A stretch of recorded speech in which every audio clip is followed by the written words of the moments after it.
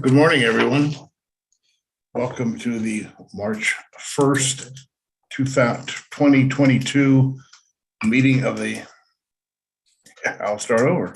Good morning, everybody. Welcome to the March 1st, 2022 Santa Barbara Metropolitan Transit District Board of Directors meeting. I want to wish everyone a happy Mardi Gras. And for those of you who haven't been on the board very long, if we had been meeting in person, I would have delivered you all my Mardi Gras beans, purple, green, and gold, standing for justice, faith, and power. And there'd be a king cake in the back of the room, which we'd all be eating as we eat our bead or wear our beads and celebrate Mardi Gras. So, Madam Clerk, could I have a roll call of the Board of Directors?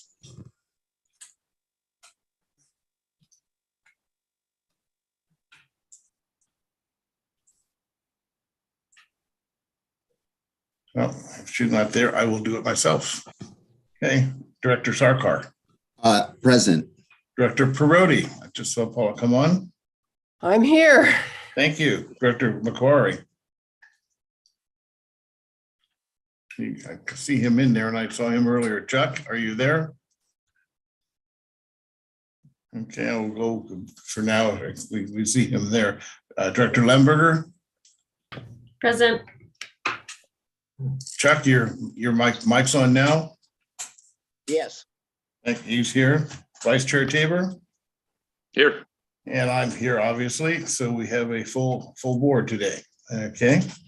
That takes me to the report regarding the posting of the agenda. Christina, Madam Clerk. Hi, Chair Davis. I apologize. I was having some difficulties with sound. We've all been there. The agenda was posted on February 25th, 2022 at MTD's administrative office, mailed and emailed to those on the agenda list, and posted on MTD's website. Okay, thank you very much. Takes us to item 4, which is our standard status report on the COVID-19 state of emergency action. Staff is recommending the board reconsider circumstances and make the necessary findings to continue to meet virtually. Is anyone who wishing to speak on that, Madam Clerk?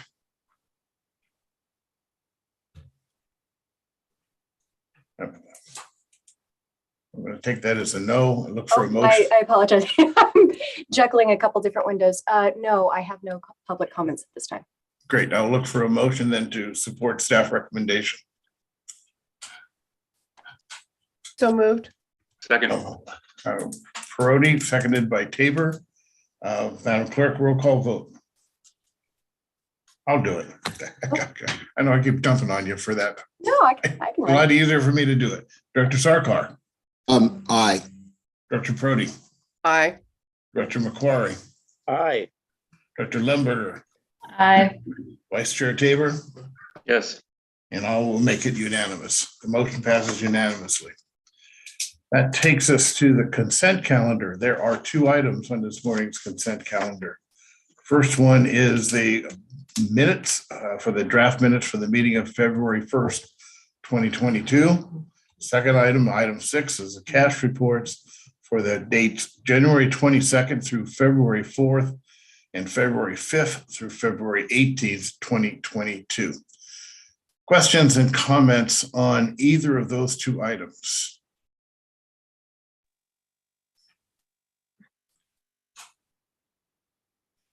Not seeing or hearing any at this time. I look for a motion. Oh, actually, yeah. Is there anyone from the public who wishes to speak on this, Madam Clerk? No public comments. Great. So I'll be looking for a motion to approve the consent calendar, items 5 and 6, the minutes and the cash report. Motion to approve. Motion by Director Lemberger. I'll second. And Director Sarkar seconded it, and I will do a roll call on that. Director Sarkar. Move to approve. Perotti. Aye. McQuarrie. Yes. Lemberger. Aye. Vice Chair Tabor. Yes. And Chair Davis votes yes. The consent calendar is approved unanimously. Thank you very much. We then go to public comment, item 7. This is public comment for items within the purview of the MTD Board of Directors, but not on our agenda today. And again, I will look to the clerk to indicate whether anyone has raised their hand. Again, down, if you go down on the bottom of the page, folks, there's a raise your hand symbol that you can hit that, and I will recognize that on the screen, or the clerk will. Anyone wishing to speak under public comment, Madam Clerk? I have none at this time. Great, thank you very much. That takes us to our first substantive item, item 8. This is the presentation of fiscal year 2021-22 year-end estimates and first draft of fiscal year 2022-23 budget. Mr. Estrada, you want to open this one? Yeah, good morning, Chair Davis, members of the board. I'd like to introduce our interim controller and finance manager, Theus Hernandez-Sayat, to provide you with a presentation. Essentially, this is an informational item. It's an update, a financial update on where we stand in this fiscal year currently, and the draft budget, just an update on where we stand with that for next fiscal year, which starts July 1st of 2022, runs through June 30th of 2023. Just the timeline of the process is we'll be back to the board with a recommendation for the final budget for 2023, typically in the first meeting in June. So that's the timeline. And with that, I'm going to hand it off to Theus. It's all yours. Good morning, Mr. Estrada. Good morning, Chair Davis and members of the board. Can I have the slides pulled up, please?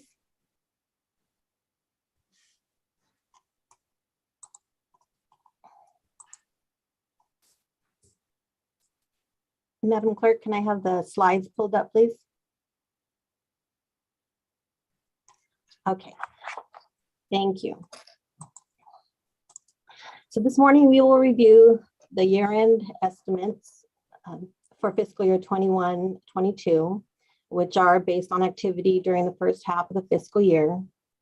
And then we're going to take a look at the first draft of the fiscal year 22-23 operating and capital budget. Next slide, please.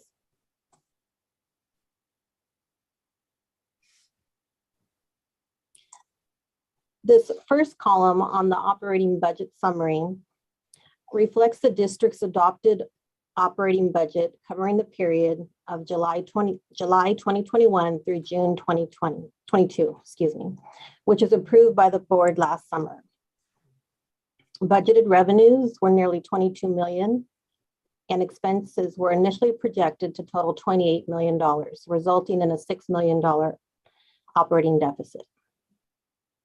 The second column reflects the year-end estimated results based on a review of the first half of the current fiscal year's data. Due to changes in revenue and expenses, the deficit is estimated to be closer to $1 million. The third column reflects the first draft of the upcoming fiscal year's draft operating budget for the period of July 2022 through June 2023. Budgeted revenues are $25 million with expenses of $29 million, resulting in a draft operating deficit of $4 million. The draft budget assumptions will be discussed in a separate slide later in the presentation. Next slide, please. So in taking a look at the estimated operating budget deficit of $1 million, it is now estimated to be $5 million less than initially projected. On the revenue side, an additional $2 million in passenger fares and nearly $1 million more in sales tax revenue offset the original deficit by $3 million. The remaining decrease in the deficit pertained to cost savings and employment expenses and a lower volume of risk-related expenses. Revenue and expenses will continue to be monitored as it relates to the impact on the current year's deficit, as well as any potential updates to next fiscal year's draft budget. Next slide, please.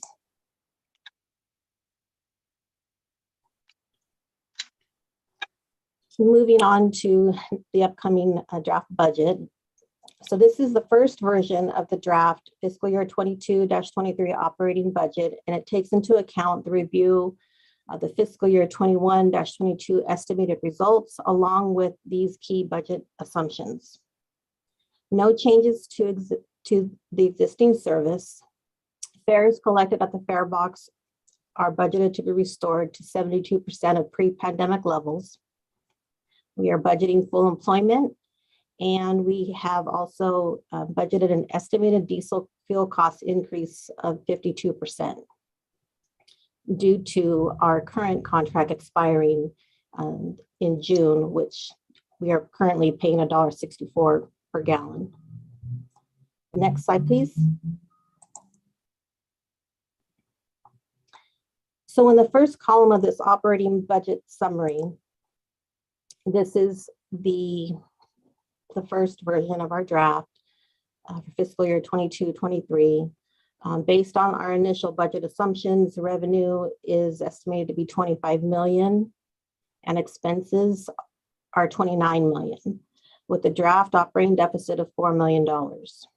Grants and subsidies are the dominant revenue source, with Transportation Development Act, local transportation funds, commonly referred to as LTF, being the most significant because it accounts for 47% or 9 million of the total budgeted revenue. As a whole, total revenue is budgeted to be nearly flat with the fiscal year 21-22 estimated results. However, this is not the case when comparing expenses. Instead, expenses are budgeted to increase by 3 million. Nearly 1.8 million is attributable to budgeting full employment. Wages and fringe benefits account for 70% of the $29 million budget expenses. 7% is made up of the increased fuel costs. Risk-related costs also comprise 7% for this draft version. This category will be reviewed with MTD's risk manager in conjunction with data from our workers' compensation and liability third-party administrators and adjusted accordingly. We will continue to refine this draft in preparation of the final version presented in June. Next slide, please.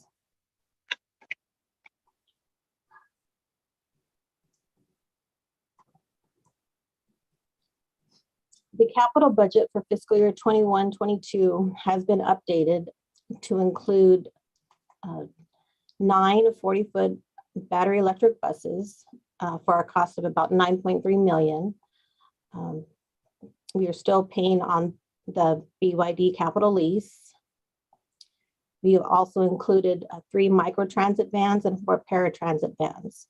So all those items are in the first line item, revenue vehicle purchases.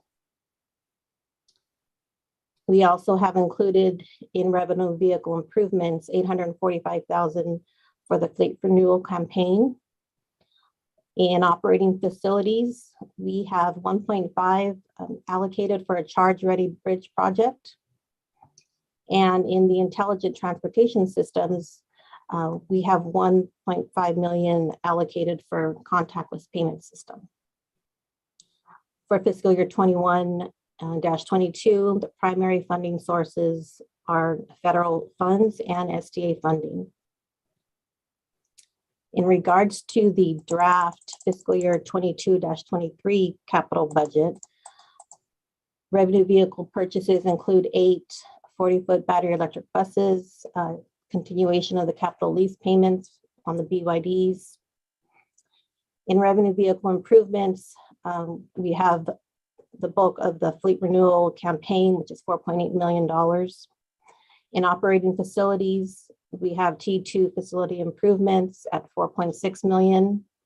And in information systems, we have 1.5 million allocated for software for financing human resources. And once again, most of the funding sources is federal funds and STA. Please note that the capital budget is reflective of discretionary funding. So we are in the process of trying to acquire funding, which is an ongoing process. Next slide, please. And is there any questions? Well, I can say it's a very concise and excellent presentation. Just say it. It's Thank you. easy to understand, and I think it gets right to the heart of where we're going to be. So good progress going forward. So board, questions and comments at this point. Just one question. Go ahead, Mr. McCord. I looked at the next presentation on the insurance, and there's big chunks of insurance in there that I can't find in the expenses that were just presented. For example, there's a renewal of 731,812. I was looking for insurance on, in the details, and I can't find anything that big. Is it all just kind of advertised Correct. over? Correct, Mr. McQuarrie. Any risk-related items will be updated for the final version in June. Okay. Thank you. Mhm. Okay, a raised hand from Director Perotti. Paula. Thank you, Chair. I'm just wondering, when you're moving forward and you're looking at projections on staffing and employees, is that looking at that we would be fully, we'd have enough employees? I mean, I know we're missing many drivers. Is that taking into consideration that we will have them? Yes. Great answer.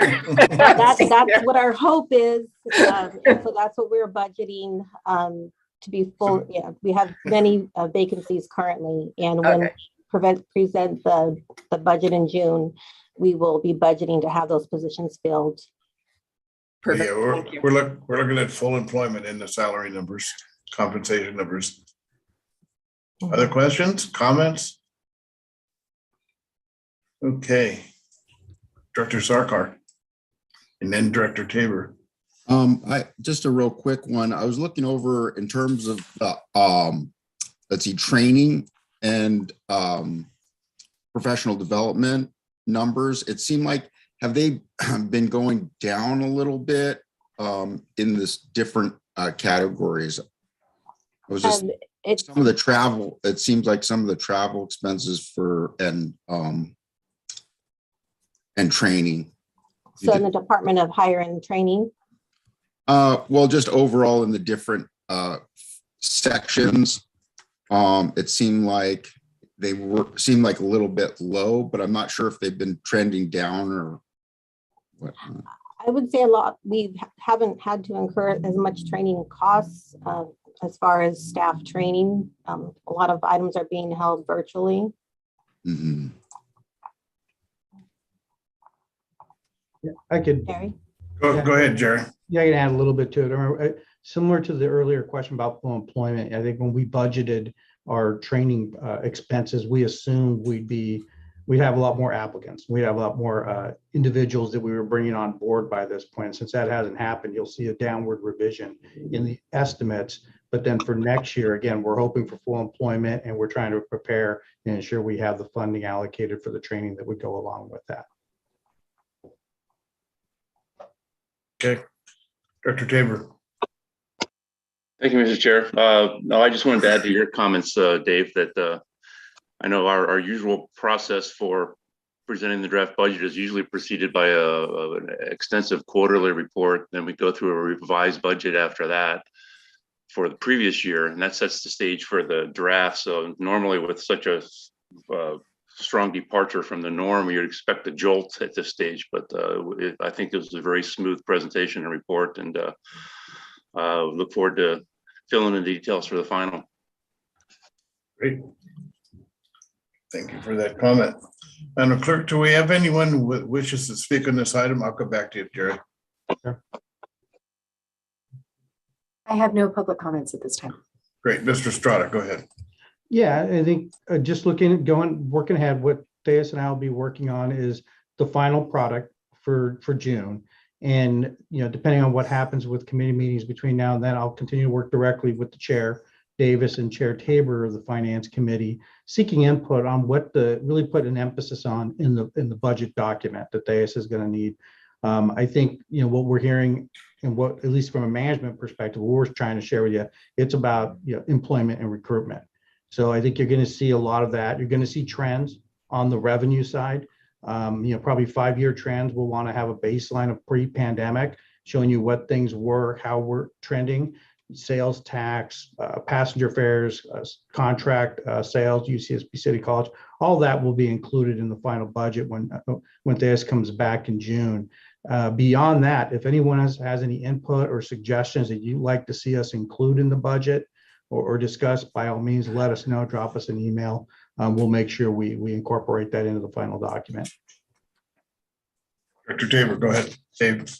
I think during the final, we'll also take a pretty close look at our reserves for the year and project those in the future also. Thanks.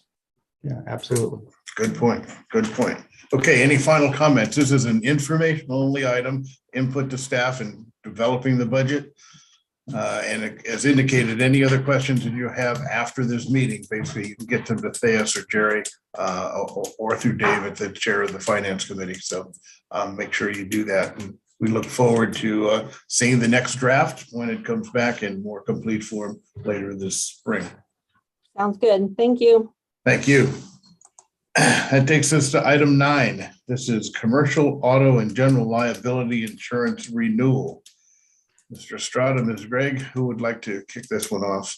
I'll hand it off to Ms. Gregg, our Chief Operating Officer, and also overseeing our HR and Risk Department, to introduce our guest and share the staff report recommendation with you. Mary? Great. Great. Well, good morning, Chair Davis, members of the board. Nice to see everyone. Chair Davis, I've put on my Mardi Gras beads hanging on my bulletin board in your. All right. So I'm wearing those. I'd also like to introduce and thank Mr. Bob Fatch and Ms. Allison Olson joining us today. They're with our insurance broker, Brown & Brown. We've had a long partnership with them, and they're available to answer any questions for the board today on the general liability commercial auto insurance renewal policy. So with that tongue twister, staff is making a recommendation that we renew our policy with National Interstate. There have been some trends in the marketplace over the years, what we call a hard market, that have seen some increases in costs associated not only with general liability, but with other lines of coverage as well, earthquake and property insurance that we've presented over the course of the last 2 or 3 years to the board. The commercial auto general liability insurance has 3 layers to it. The first layer is a $5 million coverage, and it's based on costs associated with the makeup of our actual vehicle and fleet. So there are different costs associated on our transit vehicles and our passenger vehicles. And then there's 2 additional layers. Each layer from there is a 5 million layer, and those are a flat fee. And then there's also a service fee associated with National Interstate's account with us. So in total, staff is making a recommendation and asking the board for renewal of the policy for the total of $731,812 for the upcoming year, which will go into effect on April 1st. If there are any questions, happy to answer them. Thank you very much for the presentation. Good morning, Ms. Fatch. Nice to meet you, Ms. Olson. Questions? Okay, Director Sarkar. Oh, you're just saying hello. Yeah, that was a raised hand, so I took it. Guys. Okay, Director Tabor. Yes, thank you. I guess it's to our experts. We haven't seen an increase this large in several years. Okay. Is that a trend or an aberration? Bob? Mary, would like me to handle that, Mary? Please go ahead. I think this speaks to the theme of what we've been looking at over the course of the last 3, if not 5 years. So yes, please. Yeah, so I'm not looking at the exact numbers, Mr. Tabor, but the increase over the last 3 years, I believe from a percent standpoint, and Mary, you correct me if you're looking at them, but we're somewhere in about 28% 2 years ago.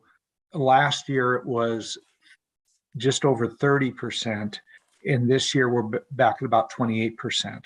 So we've had 3 years of rate increase that are reflective of 2 things. One is from a market perspective, the pricing for the MTD's insurance, because of the MTD's stellar record over the years, has been well below what your insurance company and other insurance companies would view as a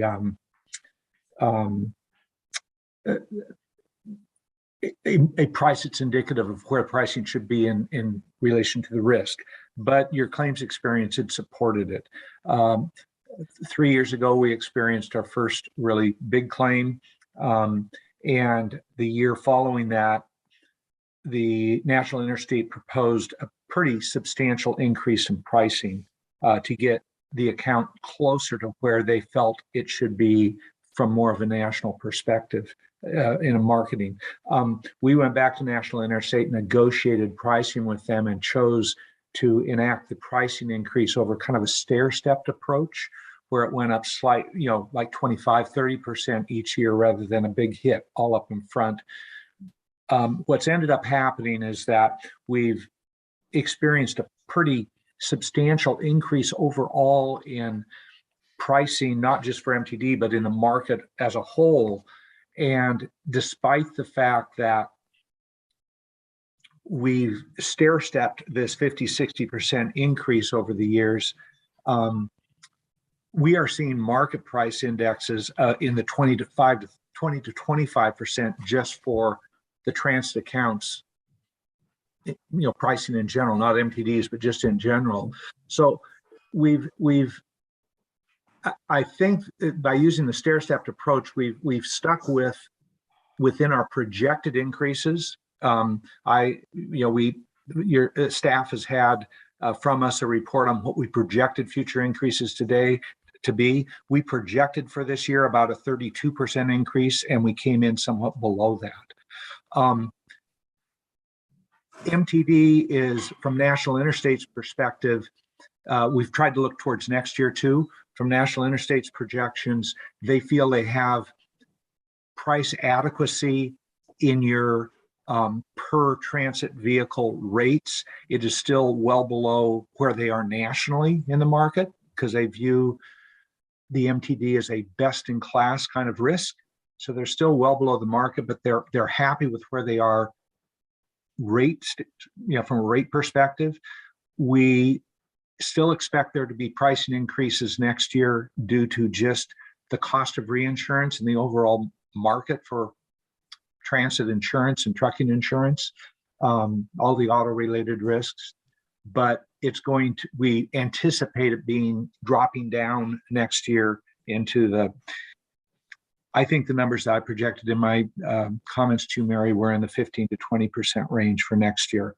So we try to be conservative in that projection, but we've really done with the help of Raphael and Mary, we've done a pretty good job of projecting where it's going to be, and it's been right in line with that. So Dave, I hope that wasn't too long-winded, but where we are is pretty much expected, and we actually came in below the expectations I presented to staff to present to board last year at the same time.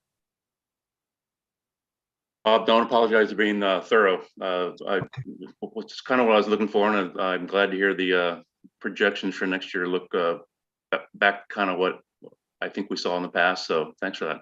Okay. Yeah, my question had been, is it us or is it the market? And what you're telling me, it's both. It is of this year's increase, probably 20% of it is the market. Good. I'm going to say this in the only way I know how to say it. It's almost a facetious way, but with regards to the large claim that we experienced and what that did to the average numbers over the last 20-something years in pricing for MTD, National Interstate is no longer looking at it as an account that they need to gain some premium because of that claim. They're where they want to be, and the rest of it now is just continued good claims experience for the MTD and where the market goes. Great. Thank you for that, Bob. Other questions? Okay, Madam Clerk, anyone from the public wishing to speak on this item? I have no hands raised and no emails. Okay. What we're looking for is an action, I'm sorry, that the board approve renewal of the commercial auto general liability insurance coverage with National Interstate Insurance Company effective April 1st, 2022 through April 1st of next year, 2023. Anyone would like to make that motion? So moved. I have Director McCrory making the motion. Is there a second? Second. Director Tabor making the second. We will do a roll call vote. On the motion, Director Sarkar, Move to approve. Director Perotti, Aye. Director McQuarrie, Yes. Director Lemberger, Aye. Vice Chair Tabor. Yes. Chair Davis votes yes. The motion is passed unanimously. Mr. Fatch, Ms. Olson, thank you for your help. Ms. Gregg, good work as always. Okay, we'll look forward to seeing you soon. Thank you. Thank you, Bob. Thank you, Allison. You're welcome, Mary. We'll see you all later. It's good to Okay, see you all. thanks. Yeah, Thanks, bye-bye. Bob. Takes us to item 10. This is the general manager's report. Jerry, Mr. Stott. Yeah, obviously, I'd be happy to answer any questions on the written report, but I did want to ask Mary to give you a brief update on kind of where we stand currently with our workforce bus operators in particular. I mentioned in the opening of the the written GM report, that we're going through our bidding process currently, about to implement a new driver bid, which we do 4 times a year, and wanted Mary to kind of give you an update and share with you kind of what we've been through January, February. So I think it'll prep you in a way for what's coming up at the next board meeting as well. So Mary. Well, thank you again. Good morning again. So, the topic of drivers and where we're heading, and hopefully, our goal has always been full employment. As the board is aware, before the pandemic, we were in this kind of delicate balance, if you will, between, when we had our retiring workforce, working towards replacing the retiring workforce or folks who were moving out of the area. And that balance was such that we were somewhat maintaining our levels for our drivers in particular. Of course, since the pandemic, we have seen a higher percentage of people who have retired, not returned. And over the course of the last year, if not the last 6 or 8 months, with the reduction in our workforce, we've really stretched to meet service.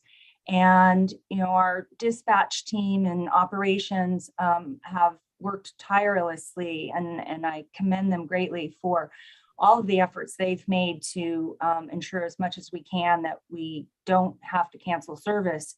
And then our operators who are coming in on their days off to step in and cover some of those pieces of runs when folks have called out, as we generally have people leaving for just regular sick days. But in this case, in January, January was really a big event nationwide for everybody, and for us as well. It greatly impacted our service coverage levels, with a number of our operators going out for various reasons, either for themselves due to COVID or for family members. And then, of course, throughout our organization, we had folks. And it was, for me, singularly the largest event that I've seen since I've been here at MTD, with a temporary reduction in our workforce, where we were greatly impacted with our service.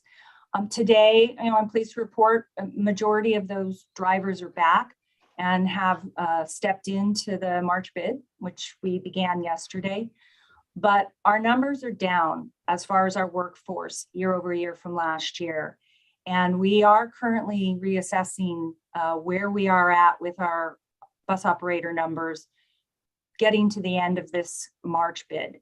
We're doing everything we can to make sure that we limit anything that impacts service. But we're going to be stepping back with our operations team, dispatch, working with Hillary Blackaby, our planning and marketing manager, to see what our service is going to look like through the end of this bid and stepping into June. As we've talked about a lot in a lot of our board meetings, we've taken every opportunity. We've gotten very creative in trying to hire and bring folks on board But we are where we are right now, and we're looking to see what we can do to stretch through this current bid.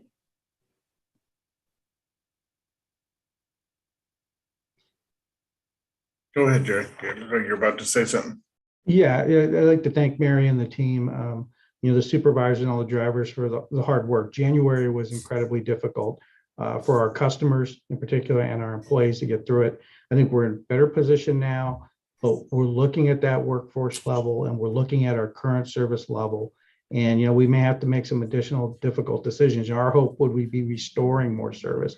We haven't restored all the service to pre-pandemic levels, but we really need to, we need to address the workforce issue that many transit operators around the country are struggling with. And I think we're going to have to hit that head on here in the next few months.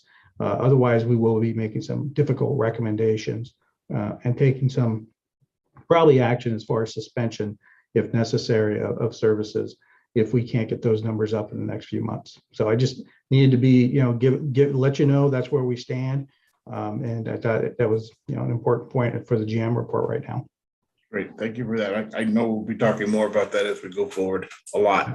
Other questions for Jerry at this point on the GM report? I have just one little minor one. I'm noticing on the Salsa Puentes driveway maintenance issue that you brought up. Did the MTD ever get contacted by the city regarding closing Salsa Puentes for the water line conveyance construction? My understanding is, yes, there have been discussions about the timing of that project. Don't know exactly what the outcome is, but I know they're coordinating with us. Okay. So if they close that street per se, we'll use the same type of exiting from the yard. Very likely, yes. Something very similar. Okay, great. Thanks. And then the only other comment I had was on the Coast SB bike merger. I was pleased to see, in fact, that there's some continued focus on transit. I was a little worried that essentially we were going to get kind of like shuffled to the side in that merger, but I was pleased to see that too. Just a comment on the record, very happy to see that. Okay. No other questions or comments for Jerry at this point. Thanks for the report. We'll go to item 11. This is other business and reports. I have one. Somebody had a birthday. Mayor Perotti, happy birthday to you. Paula, you want to say anything? Thank you. It's like wine, we get better, right? Absolutely. Yeah, I just want to say I'm so pleased to be on this board. I've grown. I talked a lot about that at my birthday party the other day about growing and in knowledge. And I look forward to continuing, to be on the board and continue to be knowledgeable, learning, taking it all in, it's great. Everything's good. I'm good. Well, happy birthday. We're honored to have you on the board, and personally, I'm really pleased to work with you personally. So can I make one quick announcement as well? You may. March 5th, Saturday, this coming Saturday, we have another birthday. Our city turns 20 and it already has had the birthday in February, but we're having our celebration and it's at Stowe House from 11 to 4. It's going to be awesome. If you can come, please do. We're going to have so many incredible things. Kelly Hoover has worked so hard to put this together. And we even have a documentary video that I had the privilege of looking at last night. And it was incredible of how we all got started and very, it brought tears to my eyes. It was just so inspirational. So I hope you can come. We have music and food and it's free, and the goats will be there and things for the kids to do on the tractor and train rides. So please come. Fantastic. Thank you. Thank you for that note to the public and for us. Okay. No other comments on or items on other business and reports. That will take us to our series of closed sessions. So I will read the ones that we have before us today. Item 12 is the recess to closed session on real property negotiations pursuant to Government Code Section 54956.8. Property is 4678 Carial, 149 North San Antonio Road. Agency negotiators, General Manager Jerry Estrada, District Outside Counsel Graham Lyons. Negotiating parties, Con Am Group, a negotiation of price and terms of payment. Item 13, this is a recess to close session, the conference with labor negotiations pursuant to Government Code Section 54957.6. Agency designated representative is MTD General Manager Estrada and Chief Operating Officer Mary Craig. The employee organization, International Brotherhood of Teamsters Union Local 186. Item 14, this is the recess to close session conference with labor negotiators pursuant to Government Code Section 54957, subsection B1 and Section 54957.6. Agency designated representatives, MTD General Manager Estrada and Chief Operating Officer Mary Gregg. The unrepresented employees performance review. That's what's the employee organization. Number 15, recess to closed session, public employee performance evaluation.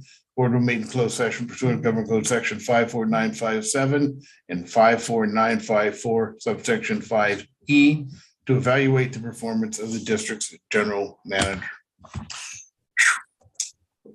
Madam Clerk, anyone wishing to speak?